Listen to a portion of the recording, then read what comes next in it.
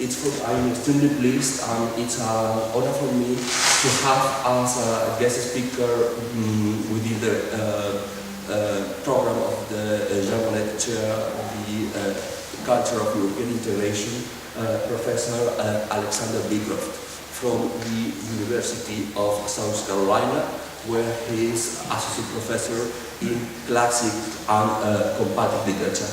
It's a kind of odd combination within the traditional academic distribution, because as we were commenting before in my office, when you work either in classics or in medieval literature, sometimes from a very traditional perspective, it is common to think that you are a comparative avant knowledge, and this is not true, because working in many languages doesn't make you a comparative.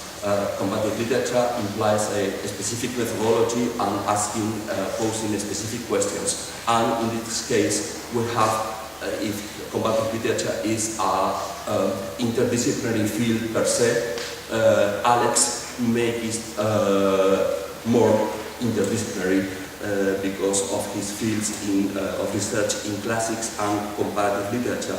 Besides working in archaic and classic Greek literature,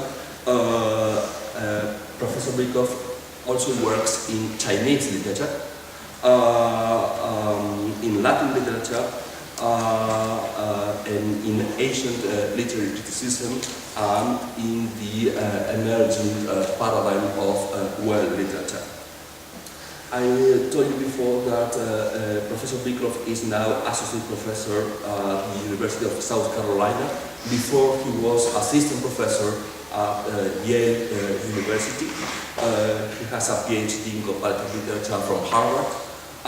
His last book, published in Cambridge University Press, is, I would say, like a milestone in scholarship, authorship, and cultural identity in early Greece and China, patterns of literary circulation, published by Cambridge University Press in 2010. And now, if I'm not wrong, he's working in a new book titled Anthology of Verbal Art.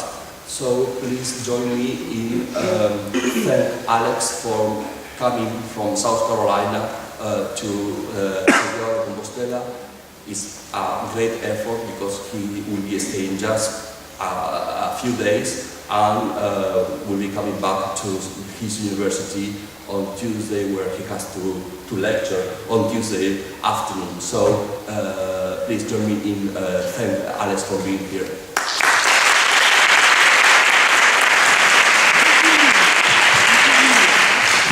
Thank you very much for that lovely introduction, Cesar, and thank you very much for inviting me here.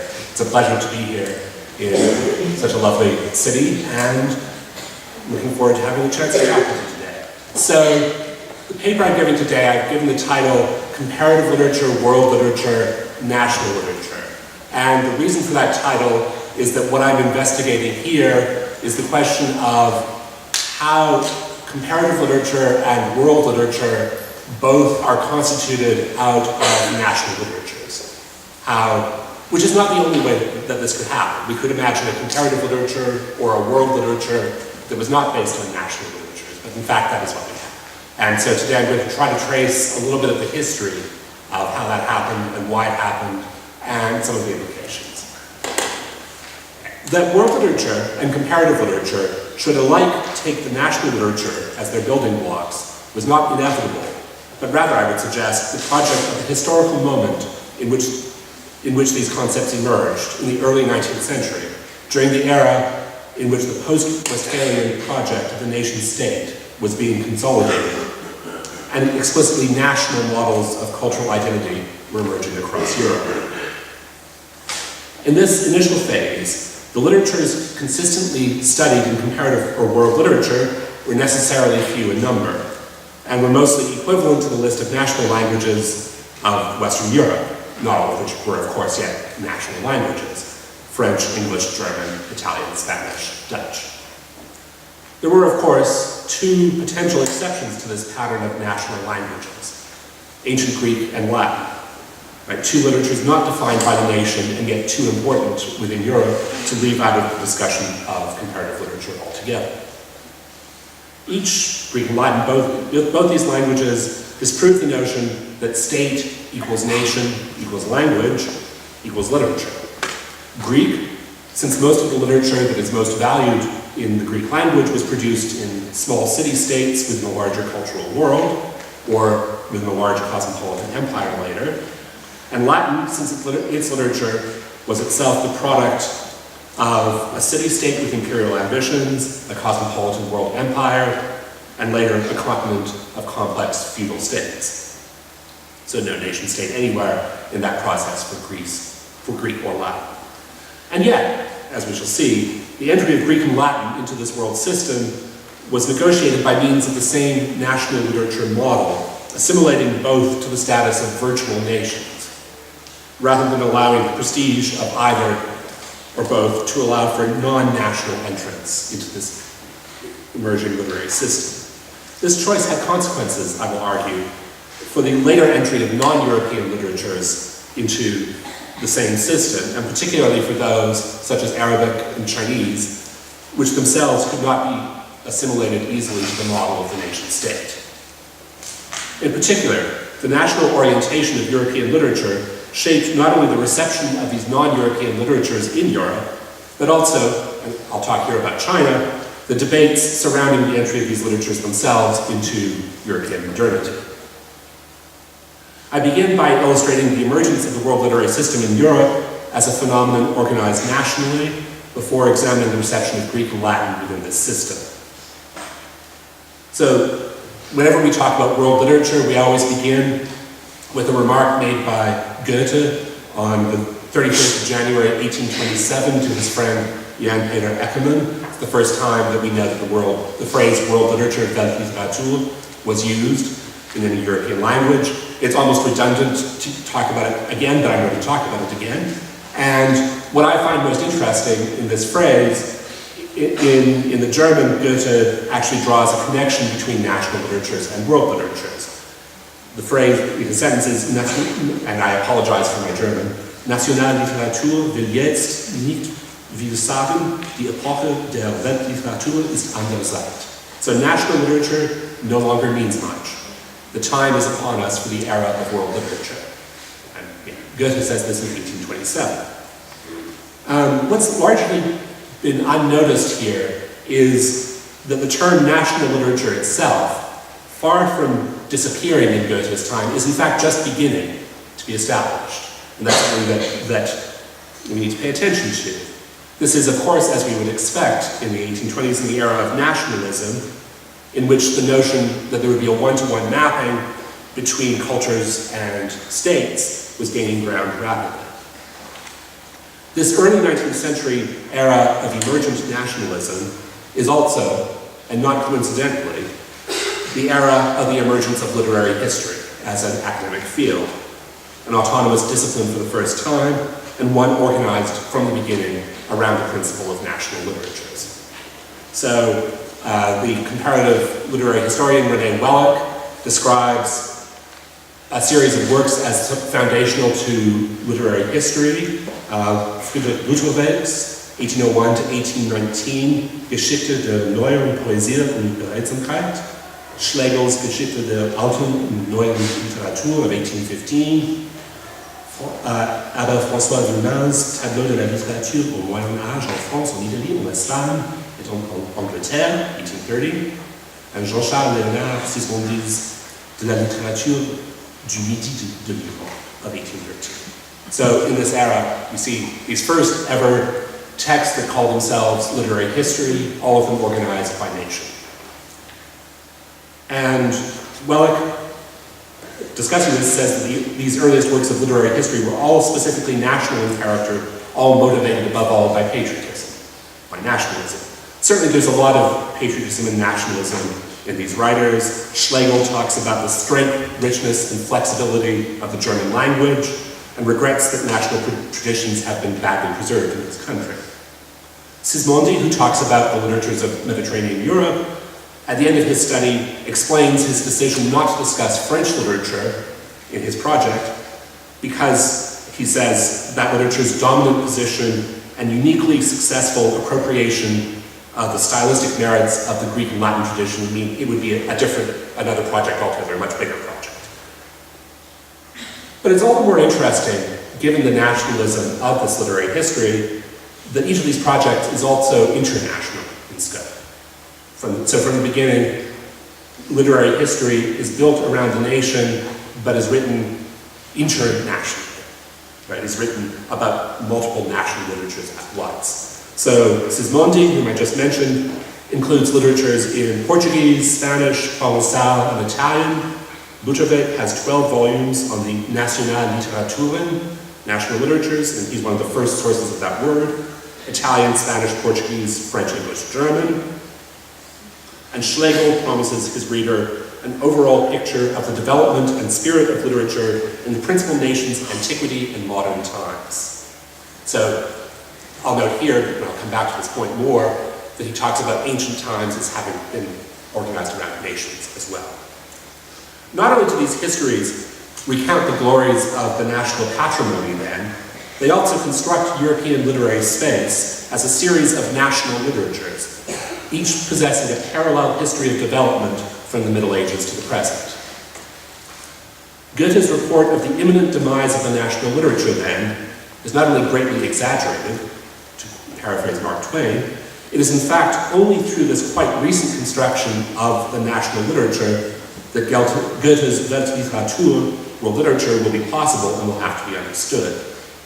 Only once literature has been broken down into national units can those units be recombined to constitute a world literature, or a comparative literature.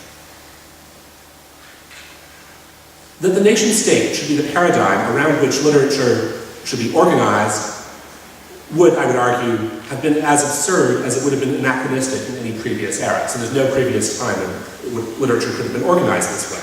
Certainly not in the medieval and early modern eras, when many great authors wrote in Latin or in vernacular languages not their own, and they frequently lived in small-scale polities, such as the city-states of Italy, subject to frequently shifting outside control.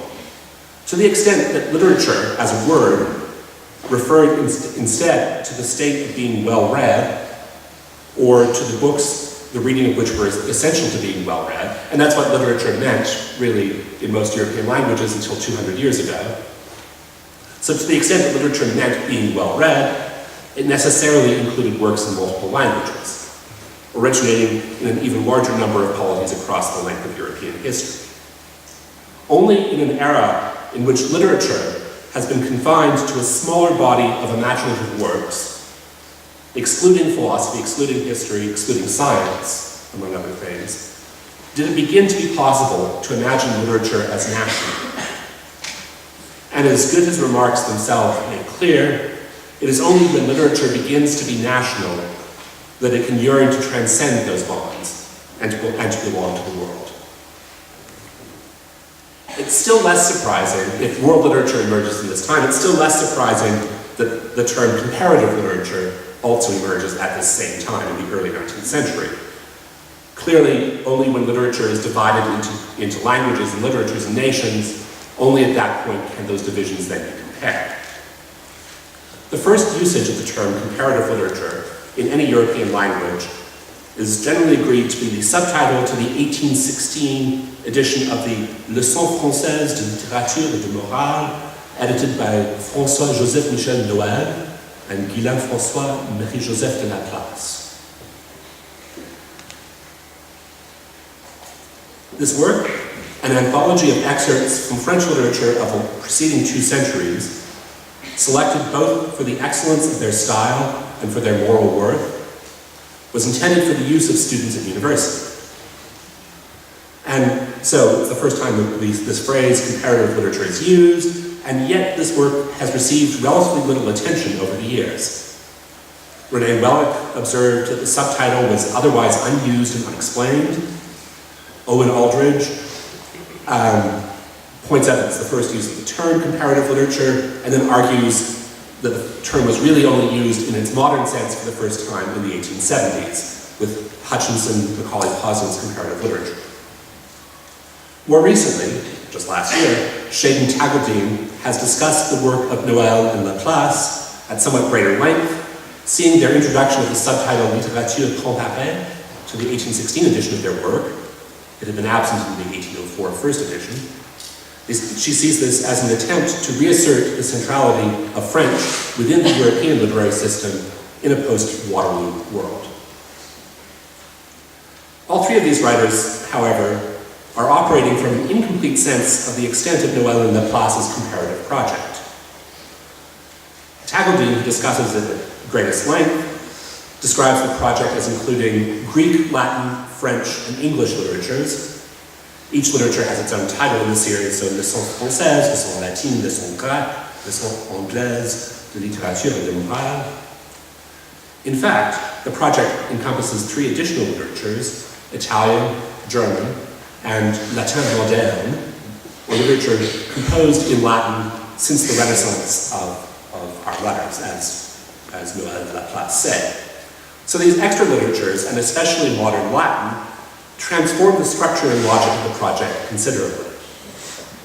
Where the triple comparison of Greek, Latin, and French might seem simply to be a continuation of the quarrel of the ancients and the moderns, situating French literature as superior to its classical antecedents, and then the addition of English might be just a concession to English power after the defeat of Napoleon, adding German and Italian moves us closer to a complete set of the literatures of modern Western Europe that would, and do still, form the core of the discipline.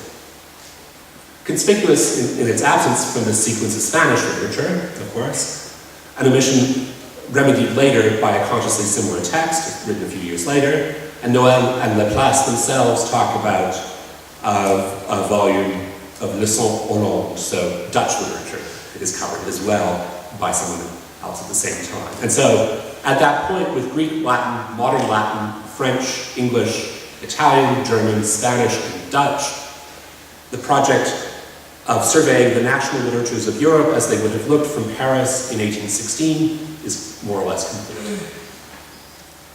Okay? But it's in fact these volumes on modern Latin literature, to use their phrase, which represents the most startling departure, in that this volume identifies a literature which is neither the product of a single nation nor of the ancient world prior to the nation. Rather, this literature in modern Latin is an explicitly transnational project composed of all the great nations of Europe, and is, as they say, as at home in London, Vienna, or Rome as it is in Paris. In their preface, the editors betrayed their anxieties about the very need for this anthology, insisting somewhat defiantly, ne regardons pas le latin comme une langue morte, une langue qui n'a pas cessé d'être vivante en quelque sorte.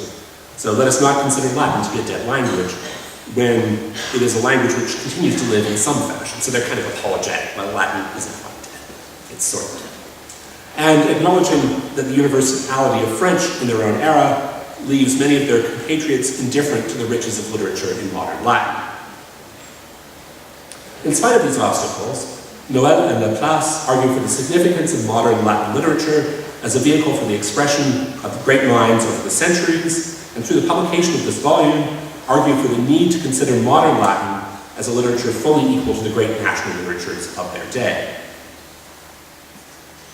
Even here, in the discussion of this great transnational literary project, Noël and Laplace are not immune to national chauvinism, proclaiming that modern Latin literature produced in France is second only to that produced in Italy, and then saying, somewhat patronizingly, of that produced elsewhere, we make no attempt to calculate rankings for the other nations, but each has been called to do its part, and there is none that has not contributed to the development of this new collection.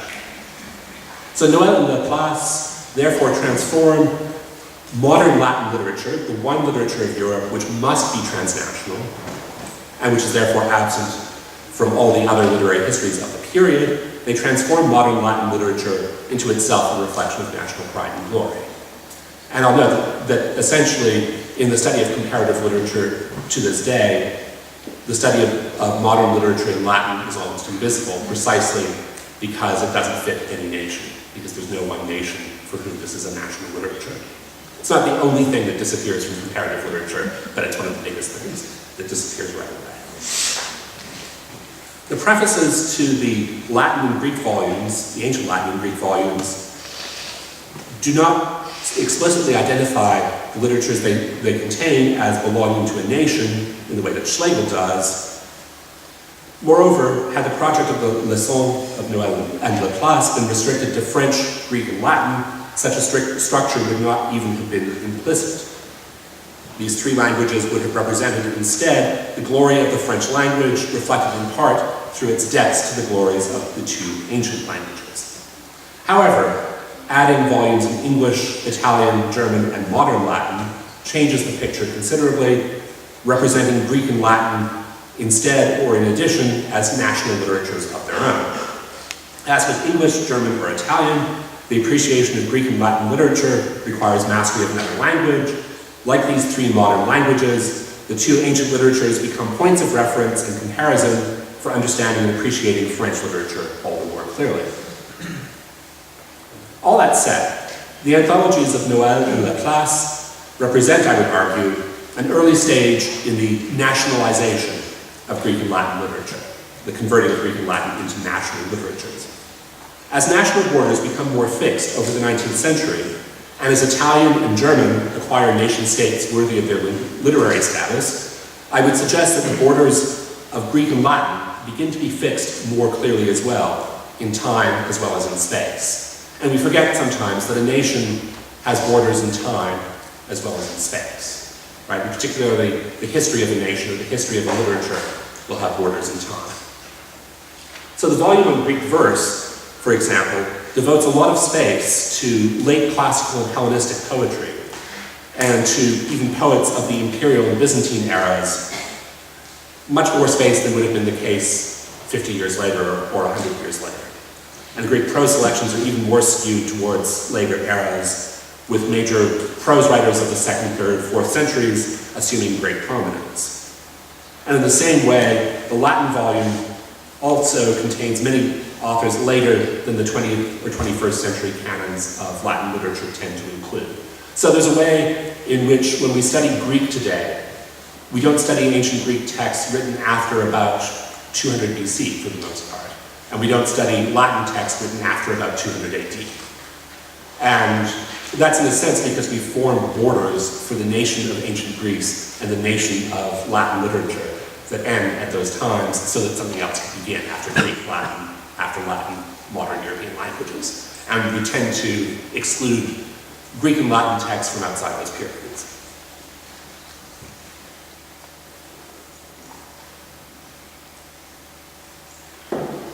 That these temporal boundaries should later emerge for the national literatures of Greece and Rome is not.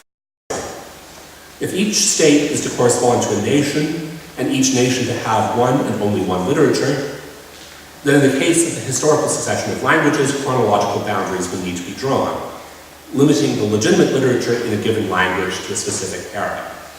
So the boundary that Noël and Laplace draw for Latin ends around 400 AD. That leaves plenty of room for the earliest vernaculars of Europe to emerge from a literary vacuum. And then their modern Latin volume begins in the Renaissance period, or actually in Petrarch. So there's a 9th century gap that's a very firm boundary. Later, narrower definitions of the Latin canon have the effect of separating the glories of classical Roman literature still further from the emergence of European vernacular literature, obscuring completely the continuity of literature in Latin. So the Middle Ages, of course, largely disappears from this system. There's still a larger change between the borders drawn between Greek and Latin, or between Greek literature and the modern literatures, as Noël and Laplace talk about them, since Noël and Laplace continue Greek literature up as far as the 11th century AD. And in modern times, we rarely read anything beyond Plutarch for anything other than historical evidence. So,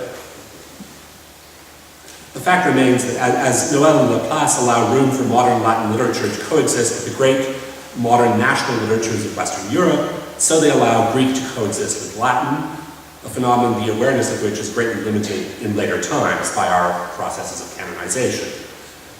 And so these authors thus represent not only the beginning of the process of nationalization of Greek and Latin literature, but as that system of national literatures evolves and matures, there's only room for one literature at a time in any given place. To the extent that they both register the broader transnational suite of both Greek and Latin literature, and yet seek to contain those literatures within discrete volumes, paralleling those of the modern national literatures, Noël's and Laplace's anthologies represent a significant transitional moment in that history. Now I'm going to turn briefly, and I have a longer discussion here, but I'll talk very briefly about one of the texts that doesn't use the term comparative literature, but that is understood by many as the foundation of comparative literature, and that would be Madame de Staël's De la littérature dans ses rapports avec les institutions sociales, or On Literature in its Relations with Social Institutions from 1800. It's kind of frequently said that Madame de Staël pretty much invented comparative literature, but the fact that her method involves national literatures, I think, requires some emphasis. She begins from the very beginning of her project by saying, "Je me suis proposé d'examiner quelle est l'influence de la religion, des mœurs et des lois sur la littérature, et quelle est l'influence de la littérature sur la religion, les mœurs et les lois." So it's been my intention to examine the influence of religion, customs, and laws on literature, and of literature on religion, customs, and laws. Now, she wouldn't have to do that in an explicitly national form, and yet in the specific historical context in which she's writing, 1800, as Napoleon's power is growing and German national identity is emerging rapidly in reaction, that paradigm of the nation is very much suggested. And so, in fact, when de Staël speaks about Greek and Latin literature, she uses the term nation frequently. So she says of the Greeks, a nation which encouraged noteworthy talent in so many ways must needs give rise among them to great rivalries. Elsewhere she talks about Greece, and within Greece, Attica was a small civilized country in the midst of a still barbarous world. Right? She keeps using the phrase nation to describe the Greeks. She'll use it also to describe the Romans. She occasionally acknowledges that Greece is in fact not really a nation, but a series of city-states. She has a nice line, "Les Grecs réunissaient le double avantage des petits États et des grands théâtres." So the Greeks enjoyed the double advantage of small states and large theaters. But otherwise, and in spite of her theme of the mutual relations between literature and social institutions, she betrays little interest in the question of how in fact these small states might shape the literature that is produced in them. Although she does note that the comparatively small size and democratic nature of Athens facilitated a greater degree of citizen participation in government than was the case in the great monarchical states of the Europe of her time. When she talks about the Romans, she continues to talk of them in terms of nation as well, and in particular she emphasizes in discussing Latin literature, we must distinguish in all literatures that which is national from that which belongs to imitation of the Greeks. So for her, the Romans, like the Greeks, are a nation from the beginning. She has a sort of historical division of Latin literature into before, during, and after the reign of Augustus, and essentially finishes Latin literature in the 2nd century AD. Throughout, she lays considerable emphasis on contrasts between Greek and Roman national character, contrasting, for example, the Athenian love of honor with the Roman desire for self-mastery. These characters, as she will argue throughout, shape the literature their nations produce, even at the expense of individual talent. And then even when she moves on to modern Europe, it's striking that for Madame de Staël, modern European literature really begins in 1500, not much earlier. So even when she talks about Italian literature, she says that Petrarch is the first poet in Italian. She says of Dante that his many defects are no doubt a product of his age. So she apologizes for the mediocrity of the failings of Dante. And it's really only in the great epics of the 15th and 16th centuries in Italian by Boiardo, Ariosto, and Tasso with whom she identifies the real beginnings and the real greatness of Italian literature. Modern literature for De Stijl then begins tentatively in the 14th century, but is securely established only around 1500. Her interest in French literature begins even later, in the mid-17th century, with Louis XIV. So this move, curtailing the early history of the vernacular literatures of Europe, is important to policing the national border between Greco-Roman literatures and national literatures in modern languages. The national literature model spatializes the question of language choice for authors. If they are citizens of a given nation, they should compose literature in the language of that nation. By 1800, this spatialized model is coming closer and closer to reality. It never quite matches reality, of course, but it obscures the cultural realities of medieval and early modern Europe, where authors chose not only between Latin and the vernacular, but between different vernaculars, depending on genre, audience, and other factors. So by placing sharp temporal boundaries around Latin literature, ending in 200 AD, and around the modern national literatures beginning around 1500, Madame de Staël's work does away with this messiness, making the spatial borders of the nation better guides for the literature she chooses to discuss. And to a great extent, what she discusses is what we discuss as well in comparative literature.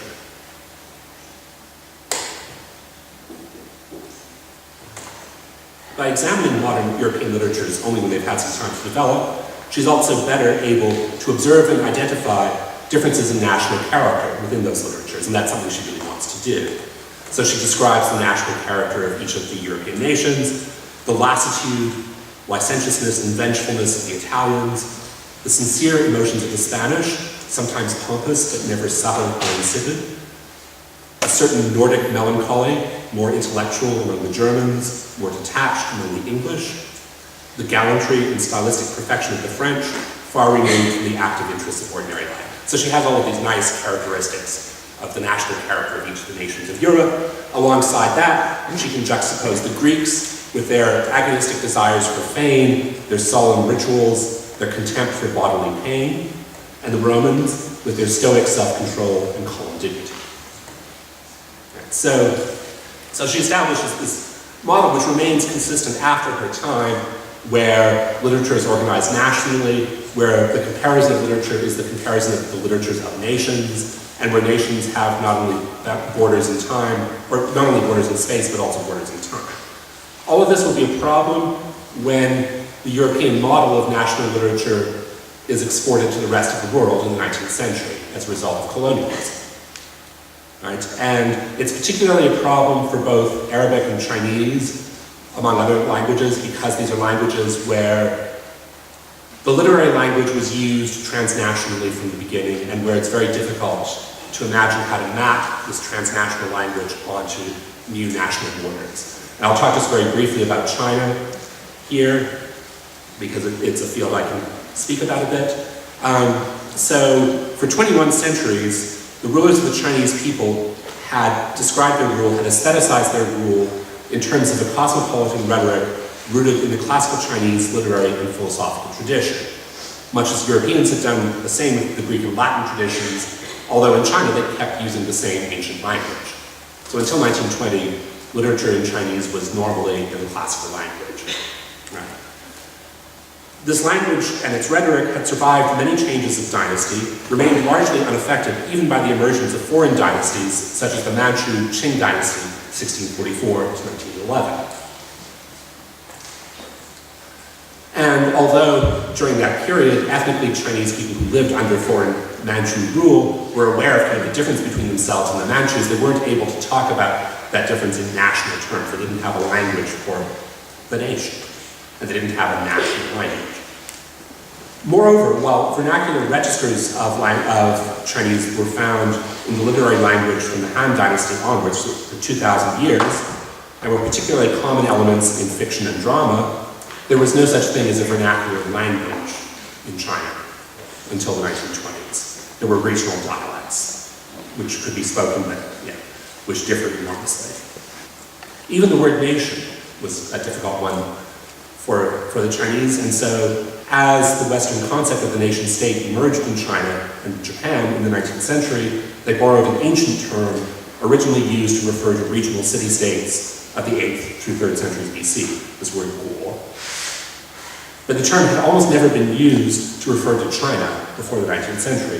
Instead, the Chinese Empire was always referred to as Tianxia, which literally means everything under heaven. Right? So a very universal language. And this is the problem. How do you talk about a culture? If you're a culture that believes that you are everything under heaven, how do you turn that into a national literature that doesn't include most of what's under heaven?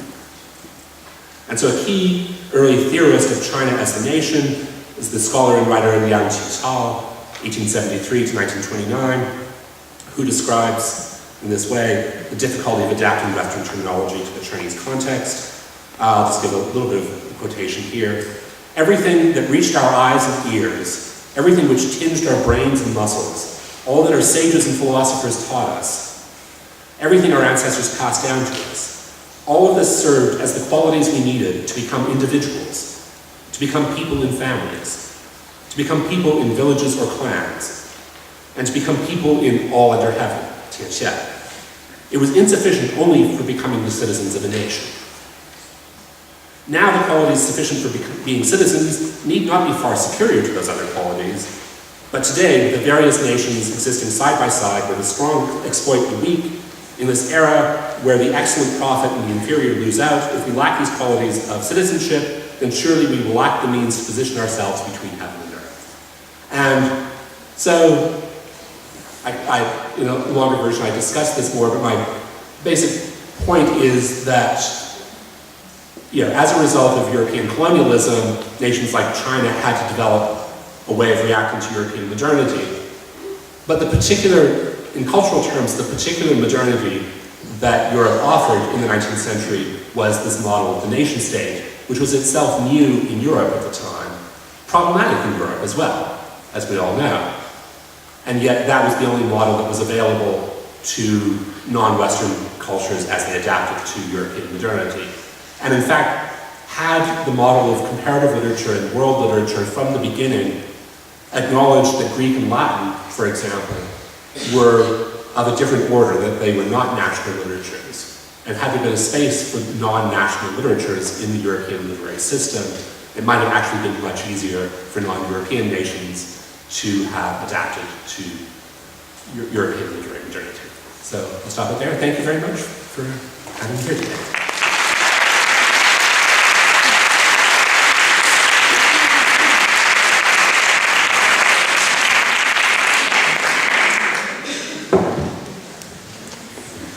Thank you so much, Alex, for such a splendid and thought-provoking talk. Before time discussion, I would like to make a very brief comment you may be unaware of, because it's the result of the particular disciplinary organization here at this university.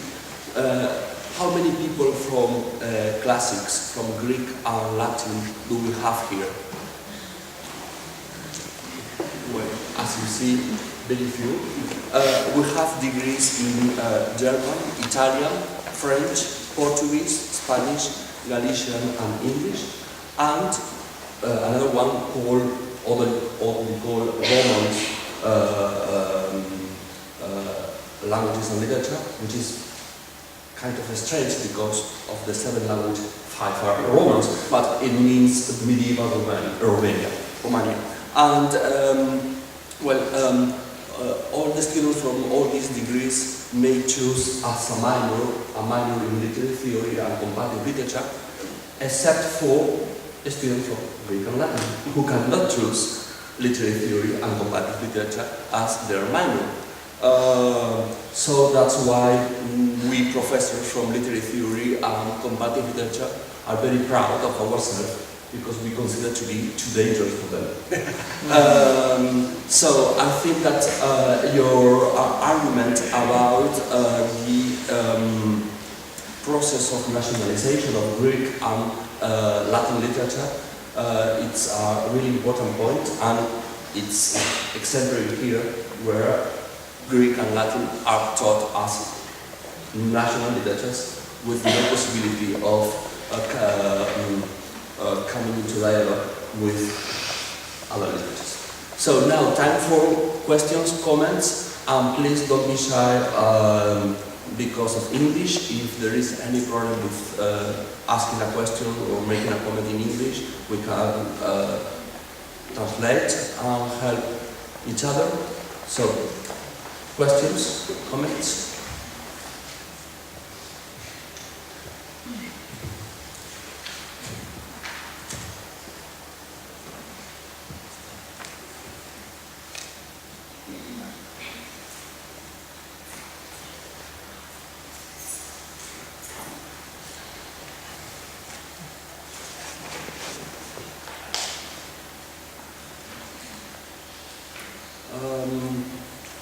If I may start with more than a comment than a question. I found very interesting your argument about the fact that nations have not only borders in space, as we traditionally conceive of, but also borders in time. And in relation to that, there is a passage in one of Claude Guillem's books when he talks about literary phantoms, meaning like projections into the past of contemporary borders. So I think that's a very important issue.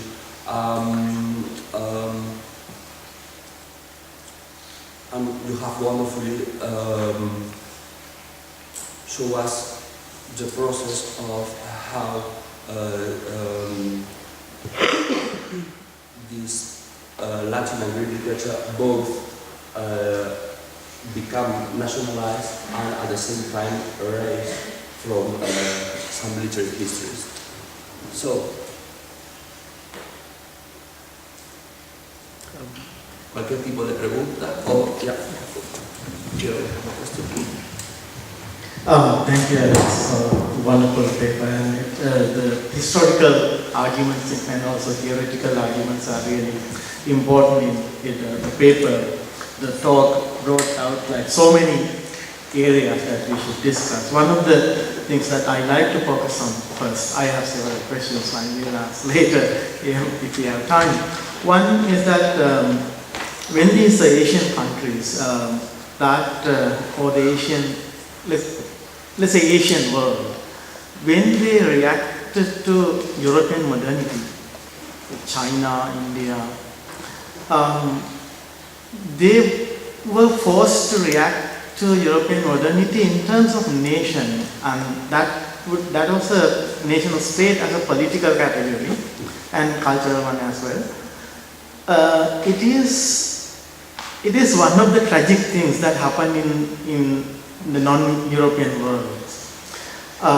Perhaps it was what led the Asian world to react to European modernity in terms of nation, that following nation state and that kind of model politically, giving a much larger cosmopolitan vision they already had, right?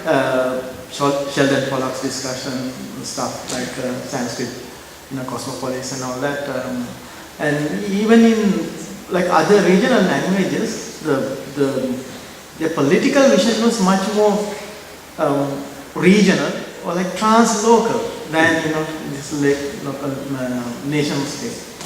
And can you tell me a little bit more about this when China was adapting or reacting to European modernity, and what really happened in terms of like really nationalizing the political or cultural thinking, narrowing it down. This is a world that thinks about like everything under sun, right? And I like that expression actually. And also what kind of role the colonialism played during that time, because modernity and colonialism was almost like simultaneous things for us in Asia. Maybe Europe is a little bit different. Thank you. Yeah, well, thank you very much for those excellent questions. So the particular challenge that China faced is that the literary language, the cultural language, and the only shared language of all of China was classical Chinese, which is unspeakable. No one has ever been able to speak classical Chinese. And certainly by 1900, it's unimaginable that people can have a conversation in classical Chinese. So it's a written language only.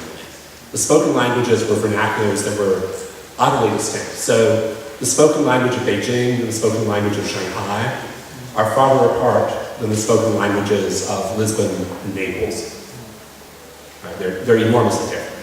And in other parts of East Asia, they used classical Chinese as a literary, cultural language as well, but they also had vernacular languages. So Japan, Korea, Vietnam had literature in a vernacular language. Also, when they became conscious of themselves as nation states in the 19th century, they mostly could switch from classical Chinese to the vernacular. The Chinese had to invent a vernacular, essentially.